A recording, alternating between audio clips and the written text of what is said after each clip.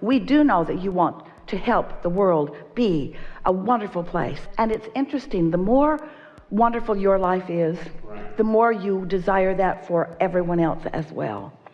We've begun saying recently, we've been saying it in lots of different ways over time, but recently our words are, don't try to be somebody else's point of least resistance, because you just can't get in their head. You can be the offer of thought about them, but you cannot, wait, get out of the way.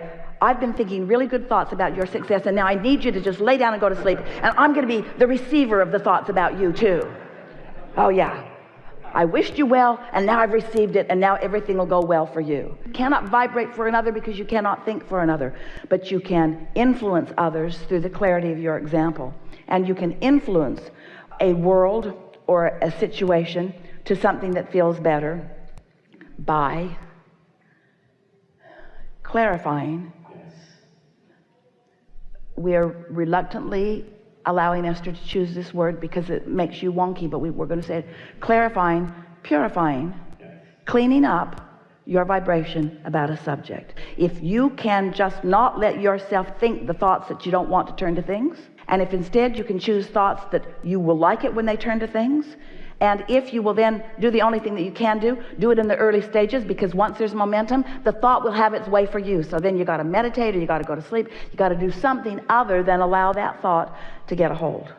Haven't you ever had an experience where you're feeling pretty good, and then you sit and you're visiting with someone and they bring something up, and you didn't even realize that that was a big old wadded up active thing in your vibration because you hadn't been thinking about it for a while, but now they're talking about it, you're thinking about it, and before you know, you're off and running on a whole conversation that you don't want to be off and running about.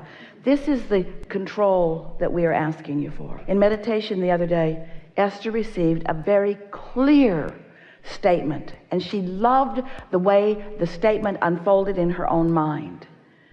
Let the control that you seek, or let the control that you attempt to offer, let it be only about controlling your own positive expectation. And if you will work on controlling your own positive expectation, then you control your point of attraction. The entire universe is a cooperative component for you. And others who don't know that, they'll watch you, they'll be jealous of you, they'll condemn you, they might even find fault with you. But if you've practiced positive expectation, they can't assert their negative experience into you. They can project it, you can receive it, but you've got choice about whether you receive it or not. And your ability to receive it or not receive it has to do with one thing and one thing only: how much you've practiced good feeling thoughts, how much your vibration is frequently in that tuned in, tapped in, turned on position. Yes. Don't you love deliberate creation?